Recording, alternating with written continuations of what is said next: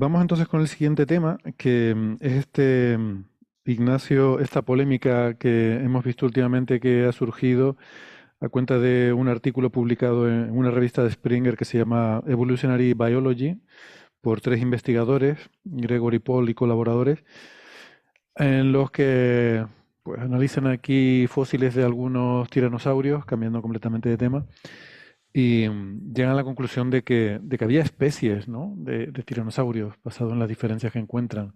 Diferentes especies.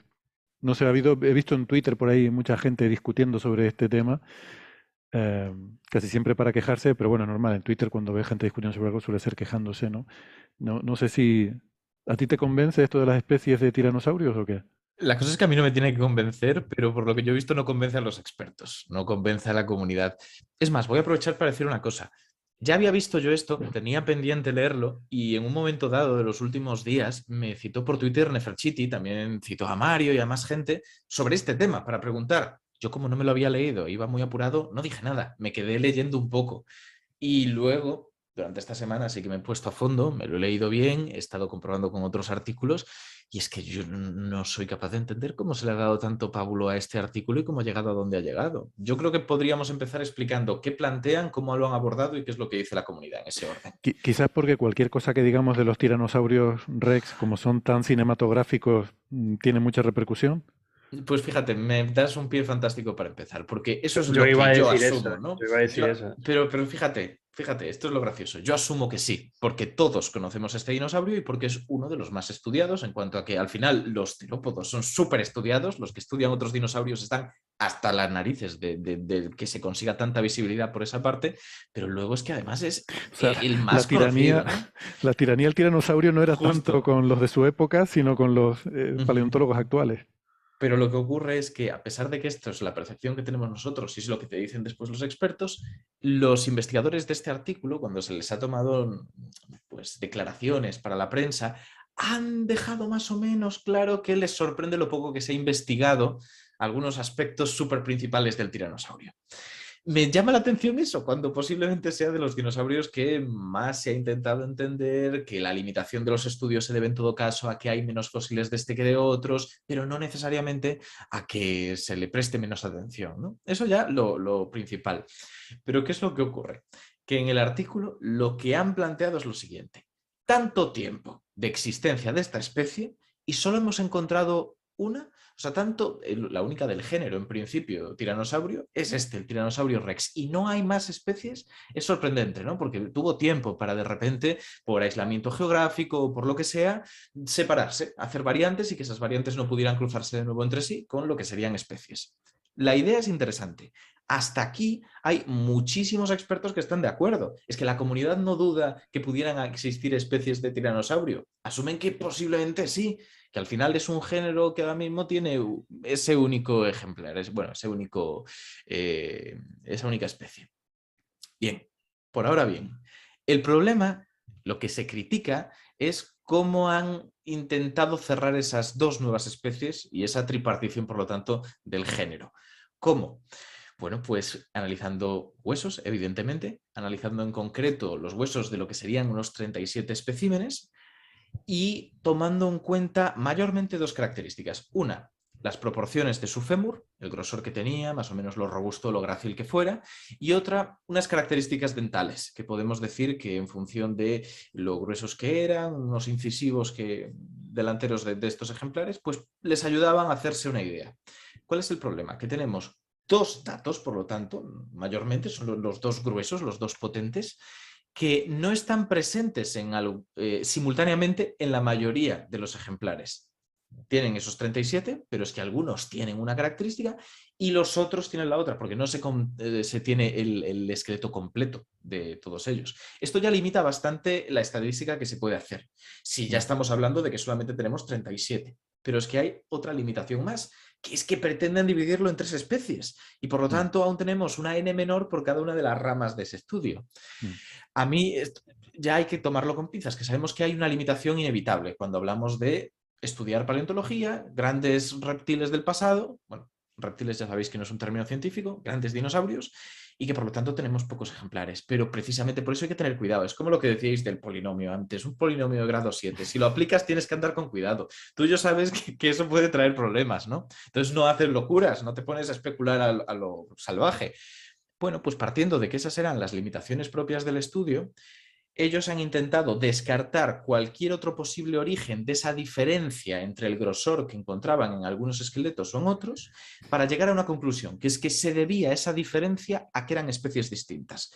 No a que eran de una edad diferente los ejemplares, no a que fueran unos machos y otros hembras, sino mayormente, de forma principal, a que eran especies distintas. Y además lo dividen en tres. ¿Cómo? Porque consideran que hay unos fósiles, unos fémures especialmente gruesos en estratos más antiguos, ligeramente más antiguos. Tampoco os creáis que es una barbaridad, porque hablamos de, en teoría, lo que hasta ahora entendíamos como una misma especie. Y eso sería lo que ellos han renombrado, sí, exacto, renombrado como Tyrannosaurus imperator. El rey, perdón, el emperador tirano de los lagartos, ¿no? Sería la traducción. Les ha gustado mucho. Se han quedado ahí con los grandes hombres de la historia y grandes mujeres, porque ahora veremos cómo le han llamado a otro. Pero este sería el primero. Ya queda claro, posee estos dos incisivos estrechos que en principio serían, pues, primitivos en ese género y que a raíz de ellos se dividirían otras dos especies posteriores, variantes que posteriormente llegarían a ser especies, que sería el famoso tiranosaurio rex de toda la vida, ellos encontrarían ahí los suyos, que son incluso más robustos en principio por lo que he estado leyendo o lo que ellos sospechan, porque, ostras, es que tenemos pocos datos como para decirlo con tantísima claridad, no es una diferencia súper notable.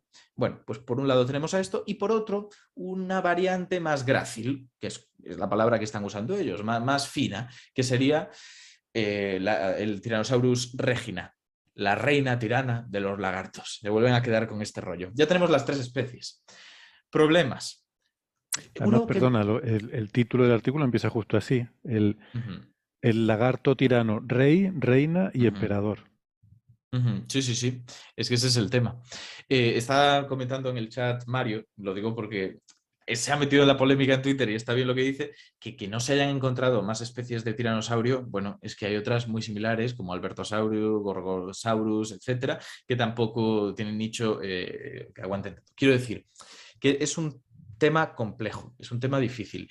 Y lo de las especies que estaba diciendo, retomándolo un poco, hay una crítica que creo que vamos a quitar ya de la mesa porque me parece que es la única que no tiene demasiado fundamento, que es crítica más a la forma que al contenido. Han dicho que, ostras, eso de llamar justo al que es grácil y delgado femenino y a los otros masculinos, qué feo queda. Sí. Porque, y esto es lo que dicen algunos, sospechamos que en el tiranosaurio las hembras serán más grandes que los machos y por lo tanto no tendría sentido si queremos seguir esos clichés.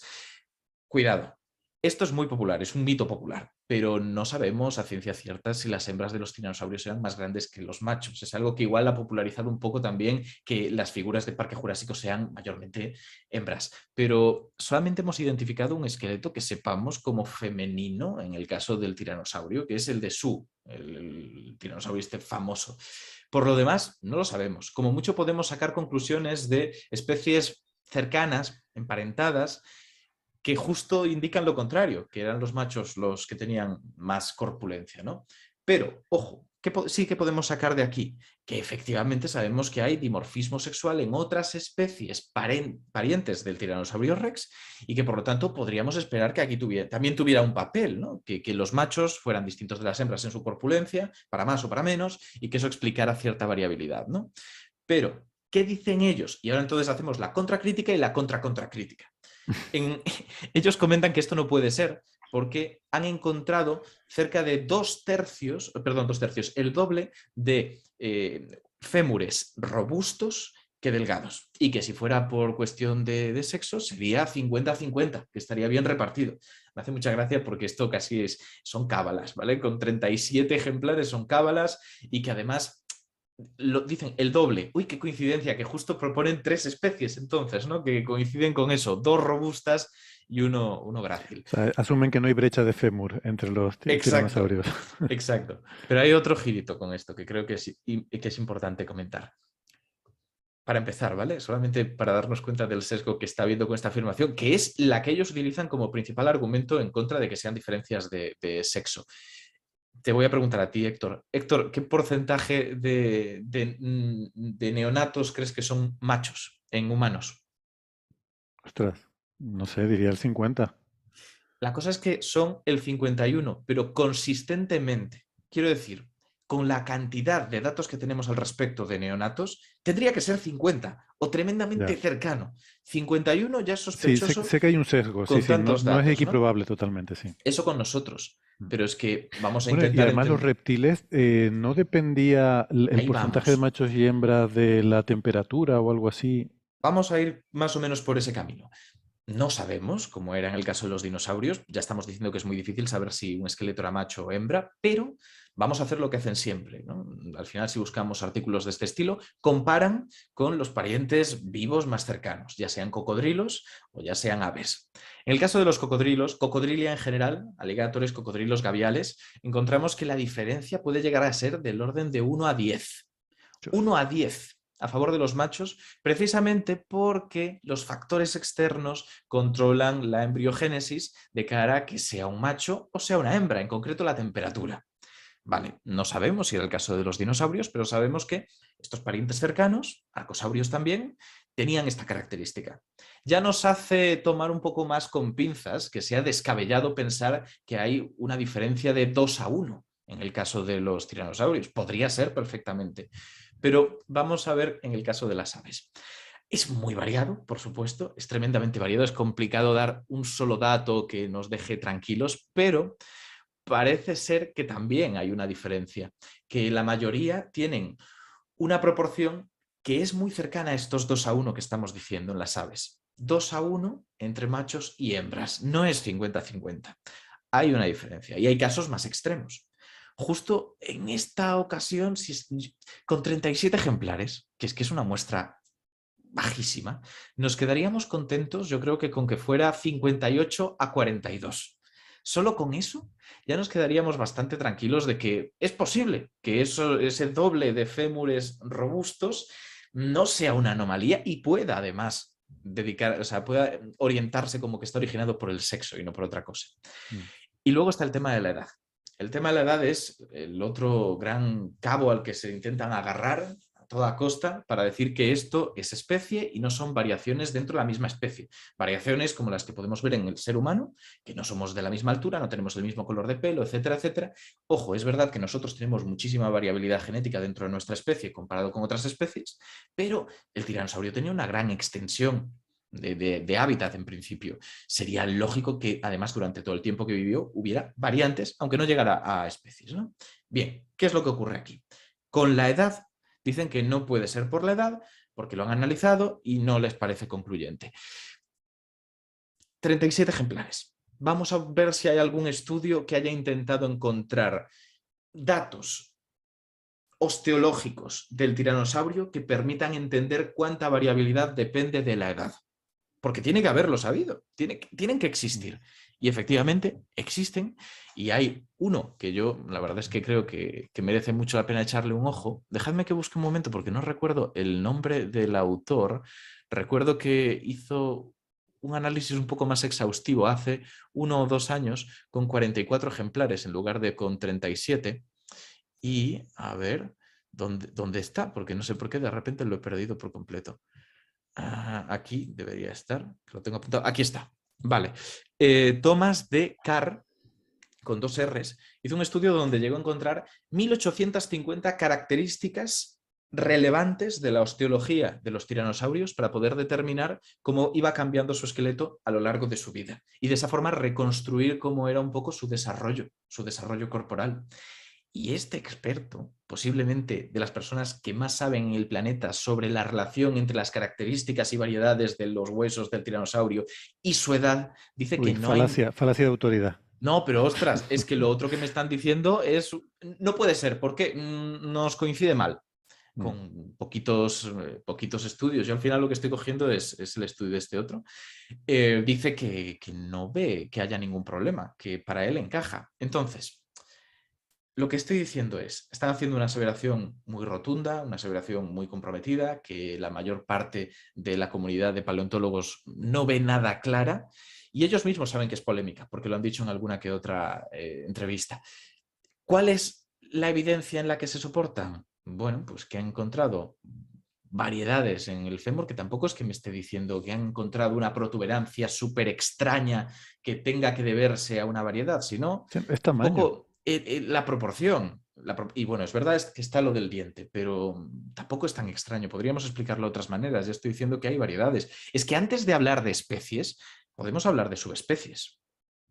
Que eso es otra cosa que hay ahí. Hay que tenerlo en cuenta. Y hay grandes debates incluso en el presente sobre si algunas especies son especies, subespecies o qué son. El elefante africano. El elefante africano no es el único elefante que hay.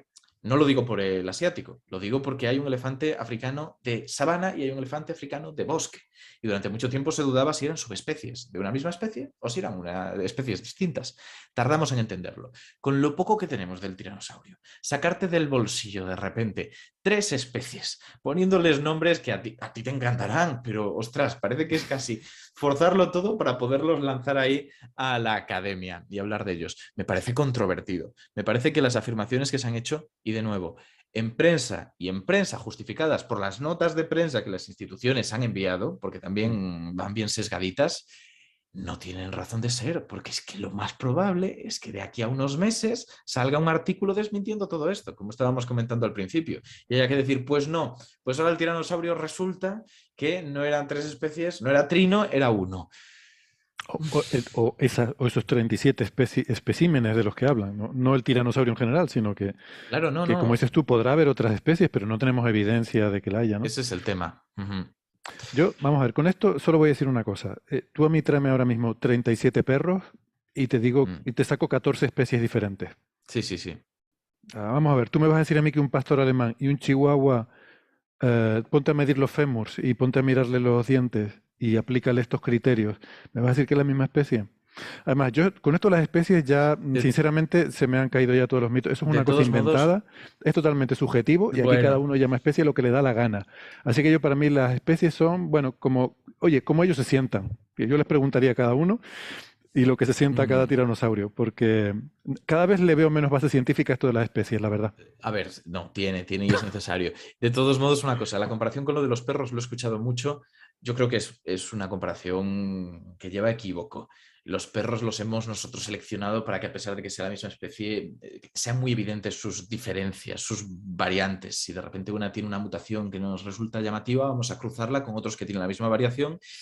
Y hemos potenciado eso, lo hemos extendido por todo el planeta, hemos generado pequeños clústeres de estas poblaciones que no se mezclan entre sí, sobre todo cuando hablamos de perros de pedigrí, y de ahí viene también un poco la variedad que vemos. Pero es verdad que eso ocurre con otras especies que sí que están ahí fuera y que tienen buena variabilidad genética y por lo tanto también fenotípica. Mm. Y lo de la Tú cantidad, me porque he coges a mí visto, y a Usain Bolt, pero coges porque, nuestros fósiles dentro de millones de años y llegas a la conclusión de que somos individuos claro, de especies diferentes. sí, pero es que somos un caso excepcional. No, no somos la norma en ese tema. De todos modos, una cosa para que no haya equívoco. Cuando decía que son pocos esqueletos, pocos fósiles, yo ya estaba insistiendo en que lo decía para poder hacer este tipo de afirmaciones de forma tan rotunda, no porque comparativamente fueran pocos con otros dinosaurios. Evidentemente, de muchas otras especies tenemos un ejemplar, el holotipo y punto. Y de otras muchas, que son más pequeñas, pues igual tenemos más. Entonces, eso hay que tenerlo en cuenta. Y que cuando se hacen afirmaciones tan tajantes, tenemos que saber cuáles son las limitaciones del propio campo. Ujú. Bueno, y lo que Bueno, me gustaría no olvidar de todo lo que se ha dicho es que hoy en día tenemos la filogenia molecular, ¿no? Tenemos las técnicas de análisis del ADN que nos permite ver ese claro. tipo de... El ADN de las diferentes razas de perros es muy parecido y claramente marca que son perros. Sí. Y se puede estudiar incluso su filogenia, de cómo ha ido surgiendo y viendo cómo se han ido mezclando diferentes. O sea, podemos hacer reconstrucción histórica del proceso de hibridación de los perros que ha llevado a las razas actuales, ¿no? El gran problema que tenemos con los dinosaurios y con los tiranosaurios y con todas estas cosas es que no tenemos ADN. Entonces, la única opción de hacer taxonomía es mirando restos esqueléticos. Y los restos esqueléticos además son pobres, por lo que es muy difícil, pero que con las especies que tenemos vivas, sí es posible. O sea, el concepto de especie siempre es un concepto líquido, ¿no? Como decía lo de ¿cómo se llamaba? El que luchaba, perdón, no me acuerdo, un chino estadounidense. Bruce Lee. Bruce Lee, como decía Bruce Lee, lo del agua, ¿no? Que todo es agua, ¿no? Que fluye, ¿no? El concepto de especie es un concepto continuo, es un concepto que tiene mucha fluidez, ¿no? Pero aún así, los análisis genéticos nos permiten claramente ver árboles filogenéticos rigurosos, ¿no? Con técnicas estadísticas, etcétera, pero podemos hacer bastante filogenia rigurosa, ¿no? Pero claro, con restos esqueléticos es mucho más difícil.